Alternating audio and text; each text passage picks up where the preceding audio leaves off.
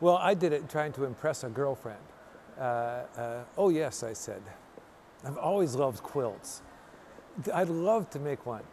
I only realized in retrospect that while I had loved art and books my whole life, and I always considered those things to be for other people to do, smart, talented, educated people. When I saw quilts for the first time, they were the opposite of intimidating. I knew women in my family made quilts. Now I have this dual identity as a quilt maker and artist that I guess I was born to have.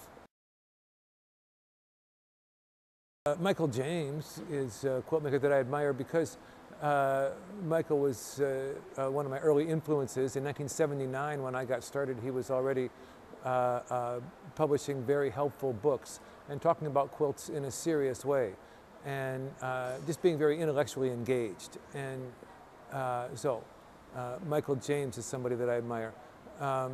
Nancy Crow for her single-minded devotion to things. Barbara Brackman, the great quilt historian and quilt maker, I admire tremendously.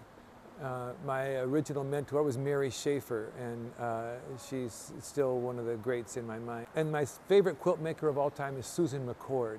I can return to her quilts over and over and never get tired of them. Well, the one that comes to mind is this 4-block in the show about the colonial revival. There are 2 4-block quilts. One is sort of a pseudo old-fashioned thing, and one is a defiantly 20th century creation, which is these 4 trees and birds flitting around and what have you. There's nothing half-baked about it. It's beautiful colors, and it's totally an object of its moment and not an object of trying to recreate some past thing. And, I'm crazy about it.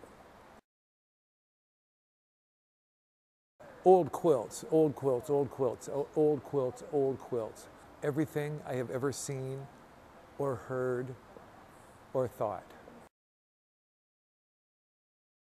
The quilt that I have in the frame, I'm hand quilting a blueprint of New Orleans.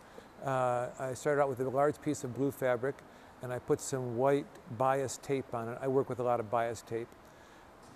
Oh, these circles that sort of look like this microphone cable. And then all over it, I'm quilting a blueprint of New Orleans in white thread. That's what I'm working on right now, but I just got a brand new machine from Handy Quilter, which is a computerized long arm. And I'm starting on a new series of quilts that will be an homage to my favorite quilt heroes of the 19th century.